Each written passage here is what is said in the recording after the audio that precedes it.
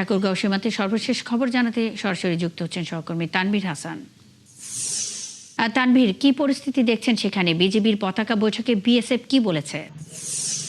আপনাকে ধন্যবাদ। ঠাকুরগাঁও হরিপুর সীমান্তে যে 11 জন বাংলাদেশিকে পুশিং করার চেষ্টা করেছে ভারতীয় বিএসএফ, সেই ঘটনায় কিন্তু ঠাকুরগাঁও হরিপুরে কিন্তু খুব উত্তেজনা বিরাজ করছে। ইতিমধ্যে কিন্তু পতাকা বৈঠকের জন্য তারা একাধিকবার বসেছে, কিন্তু তারা কোনো সুরাহা পায়নি। এই সুরাহা না পাওয়ার কারণে কিন্তু তারা কিন্তু সীমান্ত এলাকায় কিন্তু অবস্থান করছেন। ইতিমধ্যে আমি সেটা জানতে পারলাম। ইতিমধ্যে কিন্তু ঠাকুরগাঁয়ের যে মানুষ রয়েছে তারা কিন্তু সেই এলাকাকে ঘিরে রেখেছে এবং পুশিং যেমন না হয় সেই দিকে তারা খেয়াল রাখছে।